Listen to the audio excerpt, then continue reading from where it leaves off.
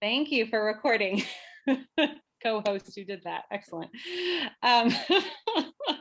I will share that. And then also we'll keep you updated on upcoming meetings that we'll have during this school year, which we're kind of thinking about piece by piece during this, challenging time of COVID and different, rules and regulations, and also ways to keep ourselves safe and able to gather. Just some quick Zoom housekeeping. Please place yourself on mute. Feel free to keep your video on or off. As you know, we're recording this session, and then place your questions in the chat so that we can pose them to the panelists. So here we're going to actually have the panelists. I guess we'll just go in order here, but these are the folks who are on our panel today. We've got folks from SLGN, Rainwise, Islandwood, Tilth Alliance, and then Selfhelp projects. So I'm going to go ahead and stop this share, and we'll start with Laura Tyler. All right, welcome everybody. I'm Laura Tyler, she, her pronouns, and this is my first year in 2 months working with SLGN, formerly known as Washington Green Schools, but I was involved with them as a science teacher. I taught for 33 years in Seattle Public Schools, elementary, middle school science, and did a lot of stuff getting my kids outdoors with environmental ed. So SLGN is a nonprofit organization. We work statewide with teachers and students all around the state around climate change and sustainability issues. Our goal is to base our curriculum and units around science-based, getting kids to be action-oriented, to understand that they can make differences in their own community and be positive forces of change. We want the kids to gain their knowledge, skills, and experiences to make a difference in environmental justice and coming up with solutions for some of those things. We started out as a certification process. So getting schools, Washington Green Schools, getting schools certified in reducing energy, reducing waste, and starting recycling, reducing water consumption. We have certification in healthy school buildings. We have certification in transportation. And then last year, due to COVID, we have an at-home certification process so kids can take all those things and do it in their own apartment or home living situation. One of the ones that is most closely tied to this organization is our school grounds and gardens certification. And it's pretty easy process. If you have a school garden, that you would probably talk about your maintenance plan, what you do with your beds in the summer when kids aren't around, all those kind of things. We can help you through the certification process with that and support your school in getting certified and becoming a green school or SLGN school now. And if you have any questions, I'd love to talk to you more about the programs and things that we have to offer.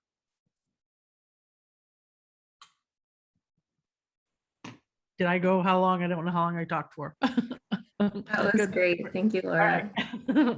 Still had time left, Laura, but that was bad. Okay. Well, I can tell you about some of the things we're trying to do with a couple other schools in the state. We're trying to work with some pollinator gardens with some primary grades because their science units kind of reflect that. Monarch butterflies, which aren't typically in Washington or Western Washington, although there are a few.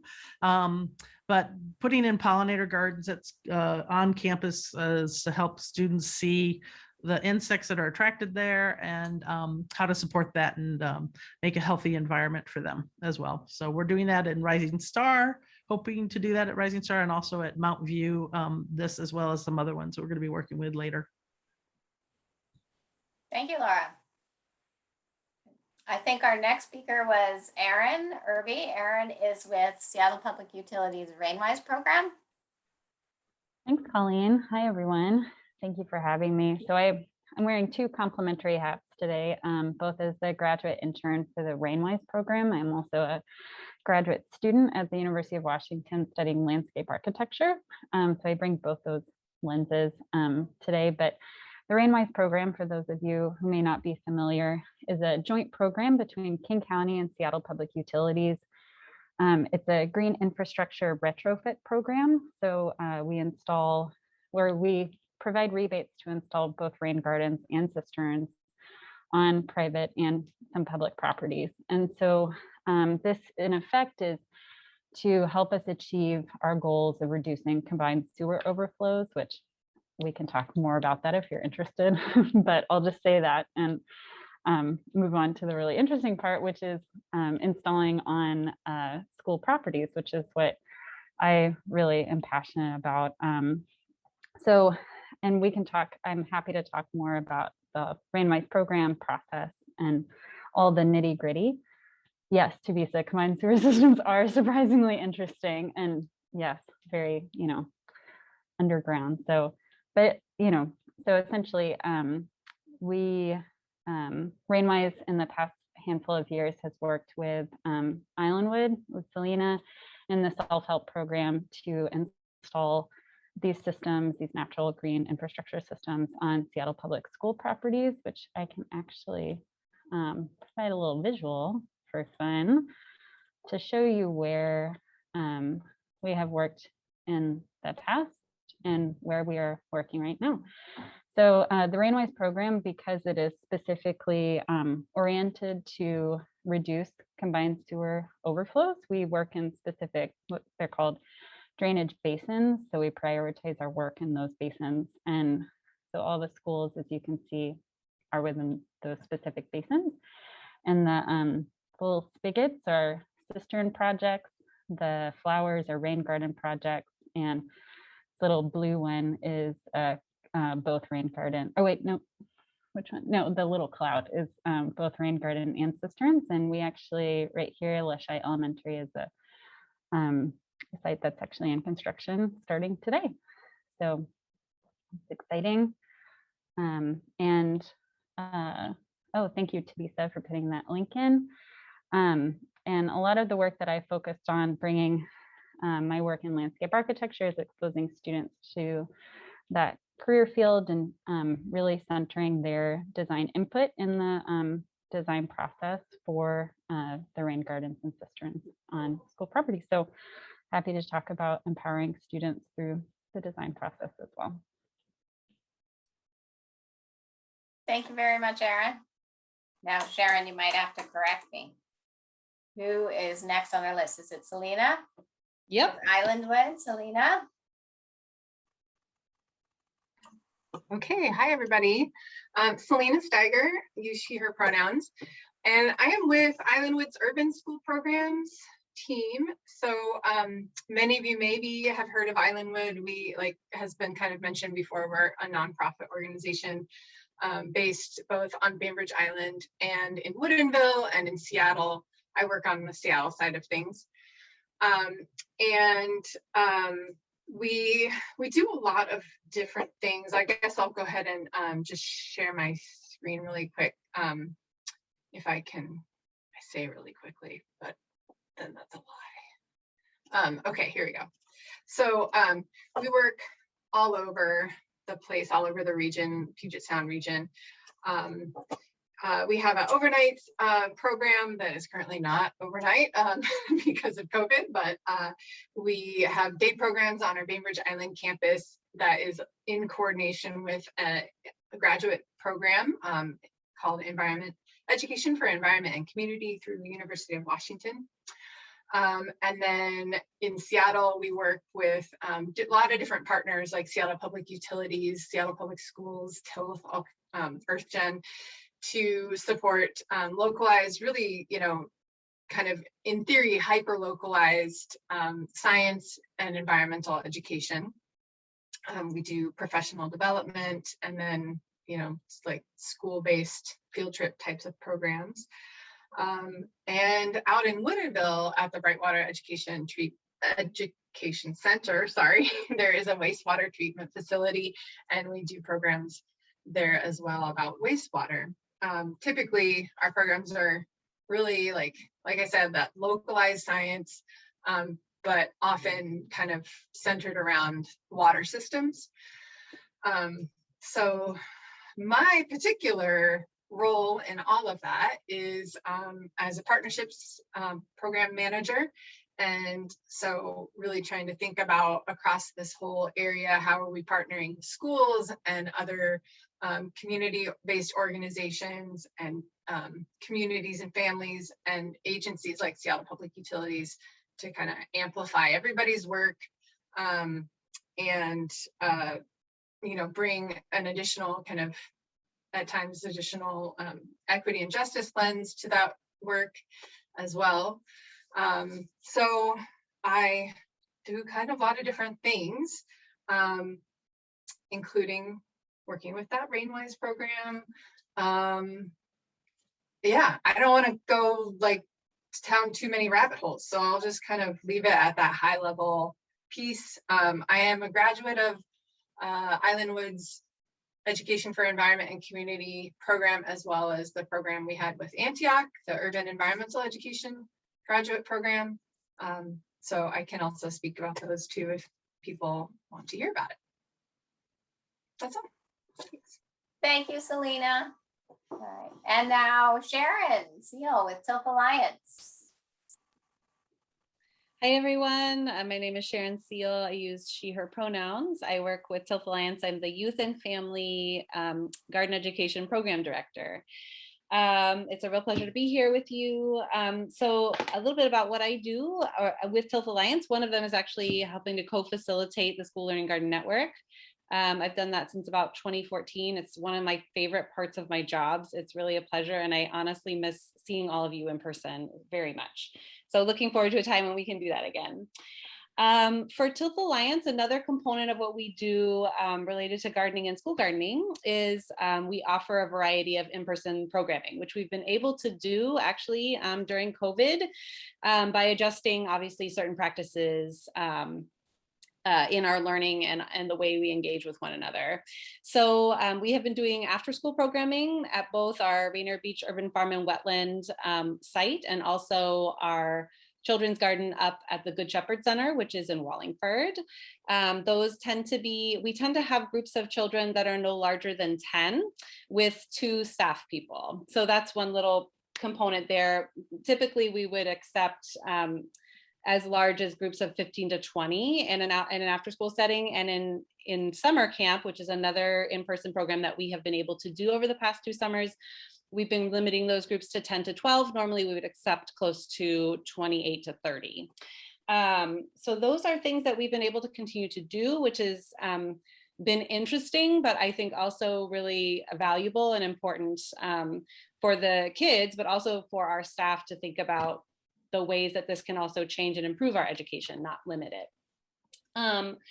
We also are reviving our field trip program, which is also exciting news. It's been a bit dormant over the past 2 to 3 years for a variety of reasons, but we're doing sort of what we call a soft rollout this fall. We're welcoming a couple of schools back to our different sites to debut some new ways of thinking about our site, thinking about gardening, thinking about equity, thinking about families and different cultural values, thinking about being environmental stewards, and the list goes on. So we're really thinking about redesigning what those look like rather than just sort of garden and farm tours, but how do we also continue to ask questions related to ethical decision making and deliberation to encourage that with kids even as young as preschool.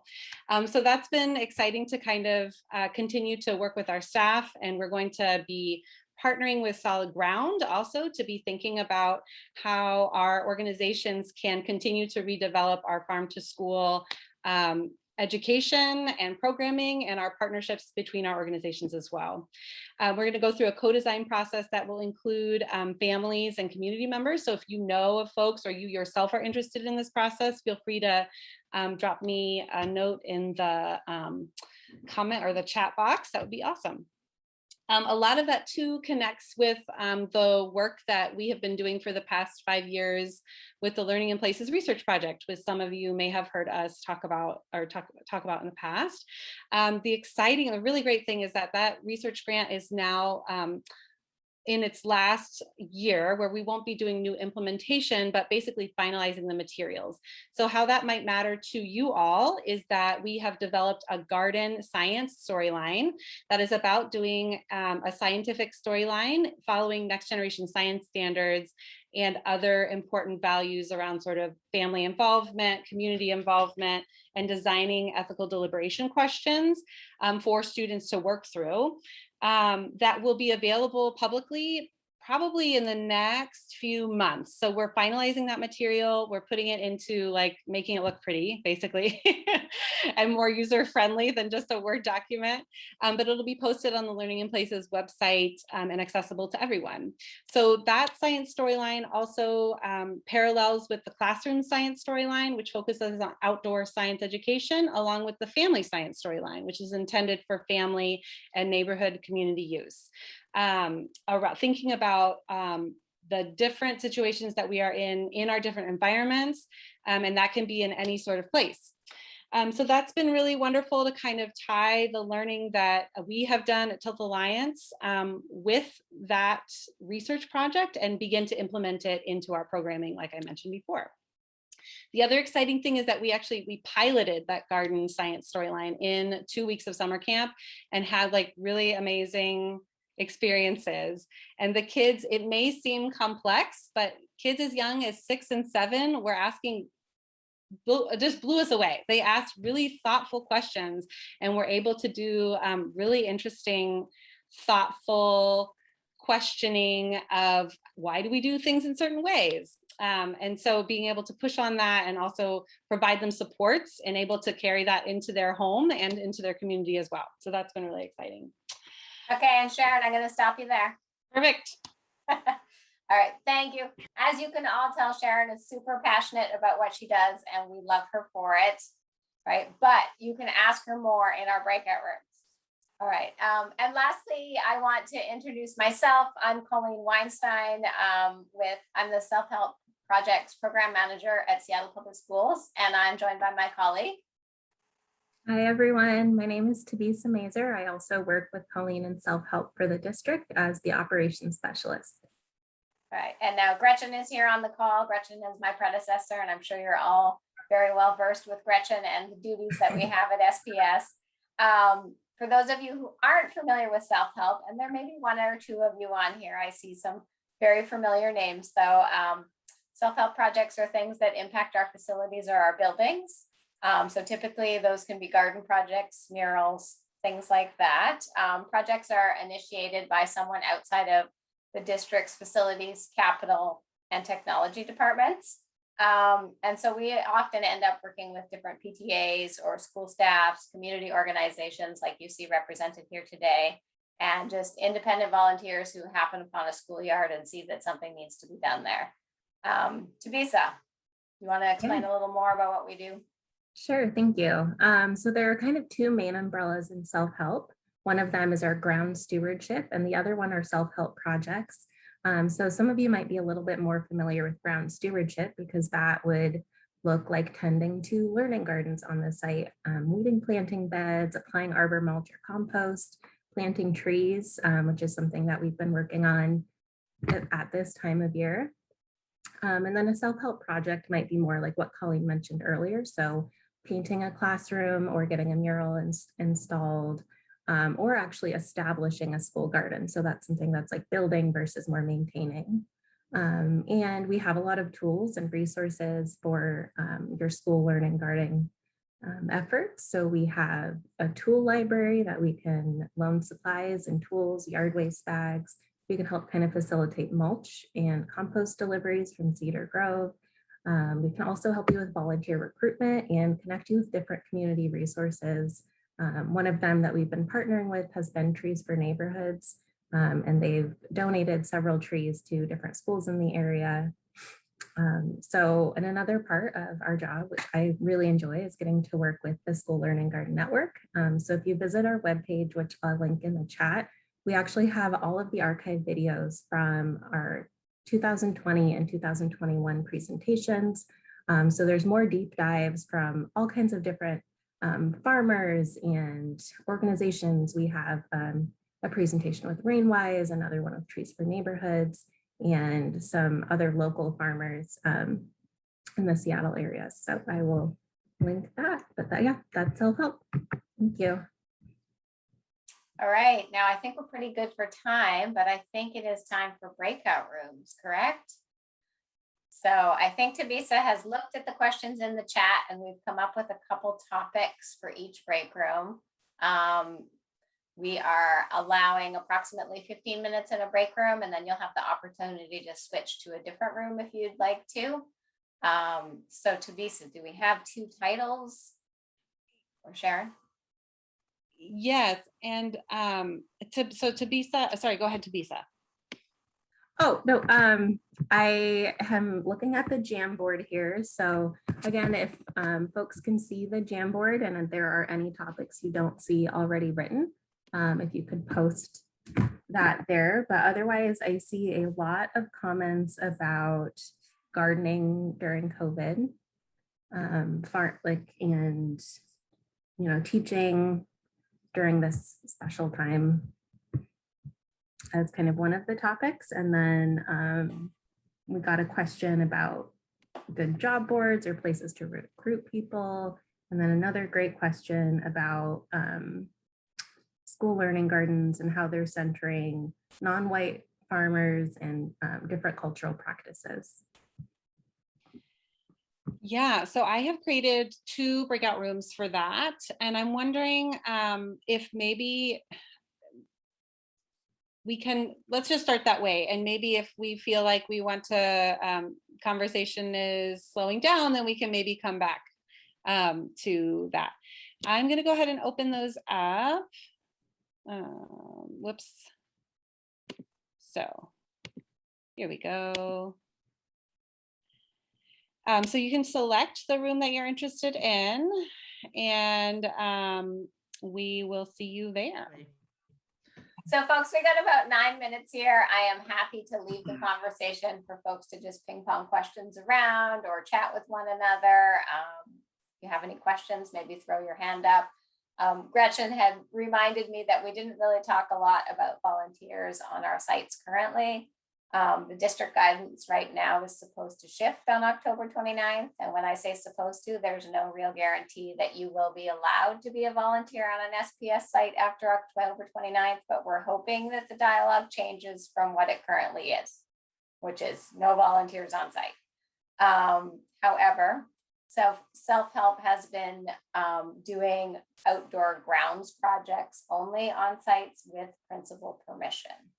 We've been limiting them to 25 individuals. So that's how we have still been able to have folks out doing what they love to do. And soon in the near future, because of the vaccination requirement at the district, for everybody who's entering the school building, Selfhelp will have an online volunteer sign up that you'll have to go, even if you're a person working outside on the grounds only and you never interact with a student because you're there on a Sunday. So we are kind of moving into the 21st century and going to start utilizing technology before we show up to garden.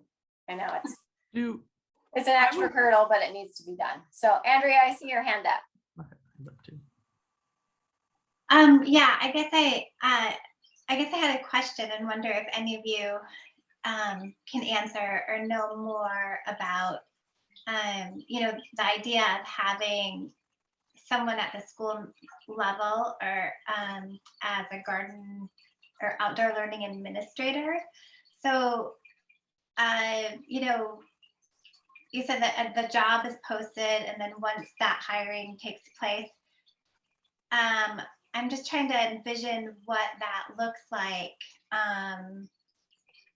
in a school setting. Like what does the impact look like in a school setting, or what do you predict it look like? I guess what I'm imagining is if there's someone in this position, then there will be kind of like more directives that will be initiated towards the district and its schools. And will the schools be required to meet this kind of like outdoor education criteria? Or will it be put into the curriculum, or, just wondering a little bit more about what that looks like, just because, you know, I'm not on that end of district stuff, I guess. Yeah, and I don't sit on the outdoor learning task force. I did watch their presentation to the board, which was a couple of weeks ago, where they made their recommendations. So you might want to look for that in the past school board meetings. What I gleaned from that is that this director person would do exactly what you just laid out. They're going to essentially map the course for what outdoor learning might look like at Seattle School and make recommendations. And so if you go to look at that school board meeting, you will hear the task force or the outdoor learning task force make their recommendations. And some of those things were, yes, this should be curriculum mandated, that every kid gets 50 minutes every day of outdoor learning, or things along those lines. Does anyone have any other additional knowledge they want to share? Yeah, I have no idea. I'm sure it's going to be based on that task force ideas and then after the job description, which hasn't been posted. So it's all down the line. Laura, you had your hand up. Oh, I wanted to ask more about the no more volunteers in Seattle schools, because I went to Maple and Mercer and Cleveland, and they all treated me just there. I was looking at their lunchroom programs and how they're recycling in Maple. I taught there and they were like, don't come in the building. It was pretty funny. And I didn't. I was respectful. And their lunchroom was outside anyway, so I got to see it. But they said we had to fill out an MOU. We had to create an MOU between our organization and the school district in order to be able to volunteer with it. Or you fill out a volunteer form on a case-by-case basis, and then the school decides. So is that all changing? Selena?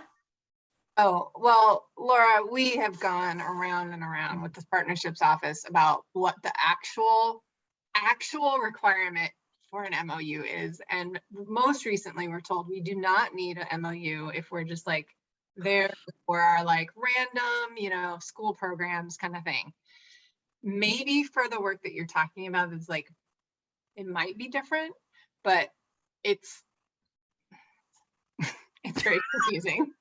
And you could talk, if you wanted to hear more, Kate Bedient on my team is the one that had those conversations. Okay.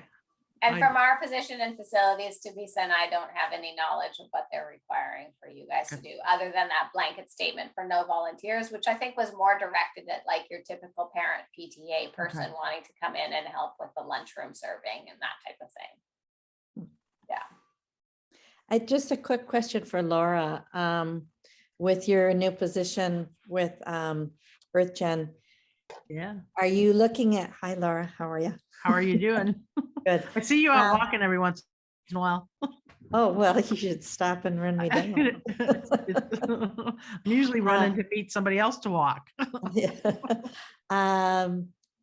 No, I was just curious, are you working with resource conservation folks?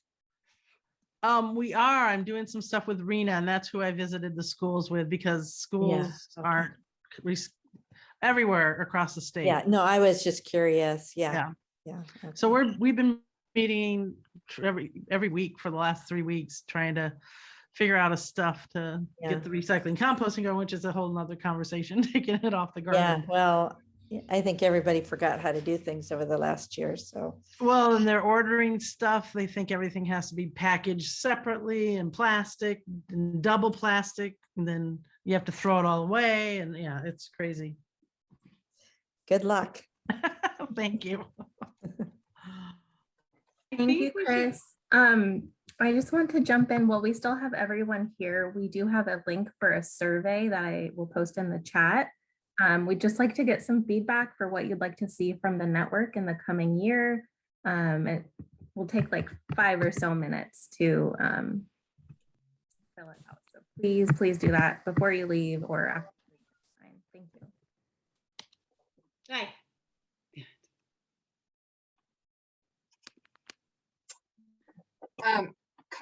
Sharing that link says we need permission to access that. So the end of the day. Yeah. Thanks, everybody, for coming, for joining us. Please feel free to reach out. I think we put our contact information in the Jamboard that you'll have continued access to. Yes. All right, Thanks, thank you, everybody. everybody. Thank you so much. you.